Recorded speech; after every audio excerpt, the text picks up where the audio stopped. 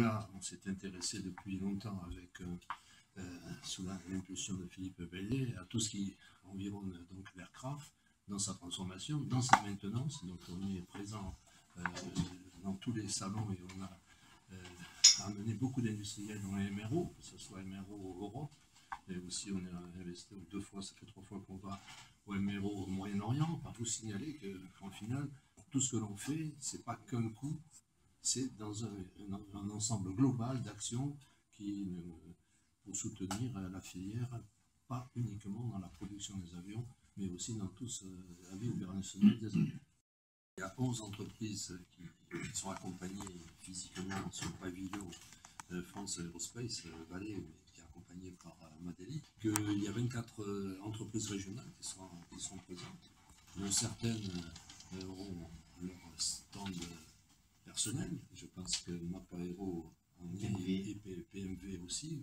Donc on est vraiment en phase un petit peu avec la culture de Business France, vous savez, qui a fusionné l'AFI, l'Agence française des investissements internationaux, et UBI, parce que là on a typiquement une société qui s'implante dans la région et qu'on implante à l'export. Et ça, le chiffre qui ressort tout le temps par Business France, c'est de dire 32% des entreprises, enfin l'export des entreprises françaises est constitué à 32% par des entreprises à capitaux étrangers. Donc les entreprises étrangères qui s'implantent dans notre région contribuent aussi à développer l'activité export de la France. Voilà, je voulais juste faire cet aparté parce que c'est intéressant. On a un autre exemple sur IAM Dubaï d'une société canadienne qui s'est implantée dans la région et qui maintenant on accompagne sur les salons internationaux. Donc il y a toute une logique, une cohérence à ce que Madeli soit à la fois sur le volet attractivité et accompagnement à l'export. Si vous voulez, voilà. C'est notre raison d'être. Hein. J'en profite pour vous remercier de cet accompagnement d'ailleurs. Vous avez permis d'ouvrir certaines portes chez les grands acteurs aéronautiques que l'on connaît tous. Donc comme vous l'avez très bien dit, Aerostar Global Logistics Europe est le fruit d'un souhait du groupe Aerostar Global Inc., basé à Dallas et à Chicago, de s'implanter en France, au plus près des acteurs aéronautiques. L'idée de départ, l'idée de lancement est tout simplement d'écouter ce qui se passe chez notre ami Airbus, notamment en termes de logistique, et le souhait d'Airbus d'externaliser pour ces lignes de production A350, d'externaliser une partie de leur activité logistique. Donc nous nous sommes placés entre les fournisseurs et Airbus, les lignes d'assemblage, pour répondre à ces deux besoins, on time et on quality. Nous, en fait, on a 2 axes aujourd'hui sur le salon de Aircraft Interior à Hambourg. C'est tout d'abord en fait, présenter un nouveau produit qui a été développé conjointement et surtout à l'initiative d'ATR, qui est notre client principal, qui sera un nouveau galet modulaire en fait.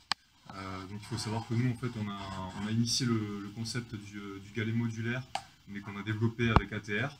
Et il sera donc présenté à Hambourg la semaine prochaine, donc ce nouveau galet qui rentre en fait dans la reconfiguration cabine voulue par ATR sur ces ATR 600.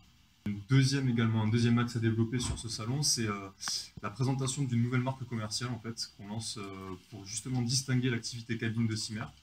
On s'est rendu compte que dans le passé, sur nos 35 ans d'expérience, en fait, Simmer était plus connu sur l'activité aérostructure que sur l'activité cabine.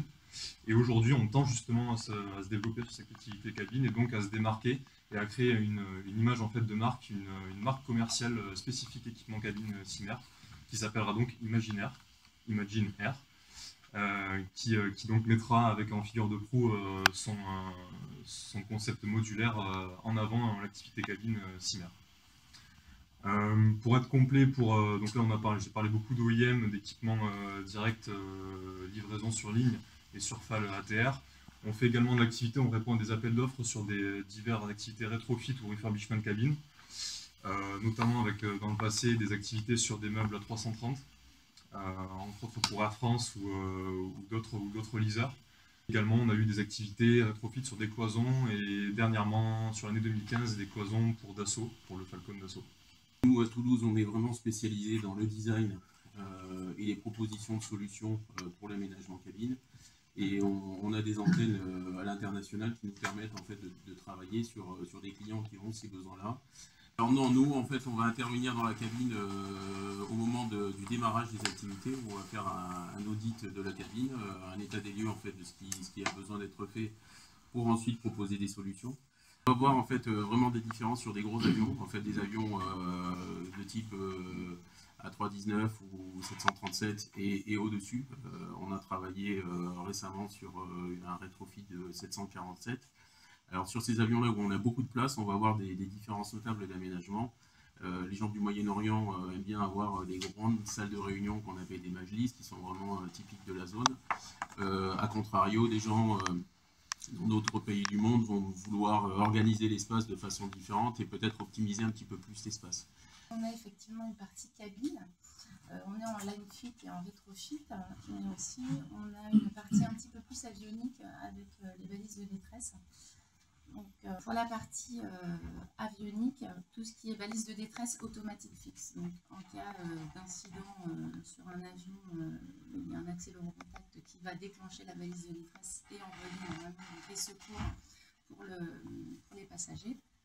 Et nous avons donc, dans l'avionique tout ce qui est également remote control panel, connexion aux antennes extérieures, etc. Donc ça, nous le fabriquons niveau cabine.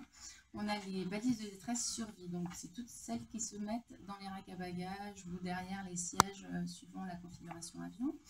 Et on a donc développé récemment une borne Wi-Fi qui n'est pas encore commercialisée, mais qui va permettre pour les business jets d'avoir donc accès à tout ce qui est divertissement à bord. Donc on s'aperçoit qu'aujourd'hui, on veut dans l'avion ce qu'on a au sol. Donc ça s'étend effectivement, comme le disait M. Keller, de plus en plus dans les airs. Voilà. Donc, nous avons été sélectionnés également récemment dans le cadre du programme H2020 pour le projet GRICAS avec le consortium européen avec à sa tête Thales Alenia Space pour pouvoir parler des évolutions futures du système COSPAS-SARSAT et notamment à la suite du MH370 sur l'évolution des produits des balises de détresse avec notamment une nouvelle fonctionnalité qui viendra et qui sera prototypée d'ici 2017, une balise qui sera activée à réception des paramètres anormaux qui arriveraient de l'avion. Donc pour nous, le salon de Hambourg, c'est le plus gros salon annuel.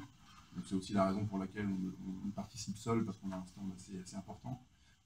Après, on participe à d'autres opérations avec la région suivant les types de salons. Et sur ce salon de Hambourg, on compte présenter deux solutions qui nous semblent intéressantes pour la filière actuellement, qui sont des solutions notamment de retouches. Alors, les retouches, elles peuvent se passer à différents moments de la vie de la fabrication de l'avion ou de son opération. Soit, comme disait M. Figarol, en chaîne d'assemblage, effectivement, il peut y avoir des petits dommages non voulus entre le transport, la fabrication initiale du mobilier et son installation dans l'avion, donc on peut avoir besoin d'appliquer de nouveau un peu de peinture, donc on a besoin de kits de retouche, de choses un peu spécifiques, de très petits conditionnements, très pratiques. Donc c'est pour ça qu'on introduit sur le marché. Et également la compagnie aérienne qui ne souhaite pas faire une opération de remise en peinture lourde et qui souhaite pendant la nuit faire une petite opération de retouche. Donc c'est un marché qui nous semble intéressant aujourd'hui et qu'on souhaite adresser. Donc voilà ce qu'on va mettre en avant sur le salon de Hambourg, avec d'autres solutions, notamment des nouveaux mastiques pour la préparation des surfaces composites, qui visent à remplacer les mastiques polyester. Il y a aussi ADTech, qui est une entreprise des Hautes-Pyrénées qui fait des solutions adhésives à la fois pour les extérieurs et d'avions, dans le groupe Finaero STTS qui est présent aussi sur le pavillon Business France. Lazelec qui revient avec nous, il était venu il y a 5 ou 6 ans, ils reviennent cette année avec nous. Expliquer ce qu'ils font. Ils font du marquage câble laser UV, ils développent des machines pour faire du marquage, pour la traçabilité, notamment sur les câbles. Voilà, Cyber, après c'était là, SNC, les deux concepts, on en a parlé. Voilà, donc là c'est 11 sociétés, comme disait Bernard Plano, qui seront présentes sur le pavillon France, Madéli et Aerospace Valley. Au total, 24 entreprises dont on vous a donné la liste qui sont présentes sur le salon en stand 3, comme Marc Aéro ou PMP. Ça montre bien qu'on a un panel de société qui est prêt à agir globalement dans tout ce qui est... Voilà. On peut dire, sans risque de se tromper, d'ailleurs, que les quelques sociétés qui sont dans l'ex-région Languedoc-Roussillon attendent beaucoup de la relation avec l'ex-Midi-Pyrénées, et notamment la métropole toulousaine, et le pôle de compétitivité aéronautique, espace et système embarqué. Et c'est pas un hasard qu'il y ait d'abord Aquitaine et Midi-Pyrénéen. Bon, c'est Bordeaux et Toulouse pour faire simple. S'étendre à la nouvelle Mais région. donc, j'ai entendu dire que Carole Delga ne verrait que des avantages à ce que le pôle de compétitivité s'élargisse jusqu'à l'ex-Languedoc-Roussillon. Je double. Spécialiste de la retouche. C'est pas spécialiste de la retouche.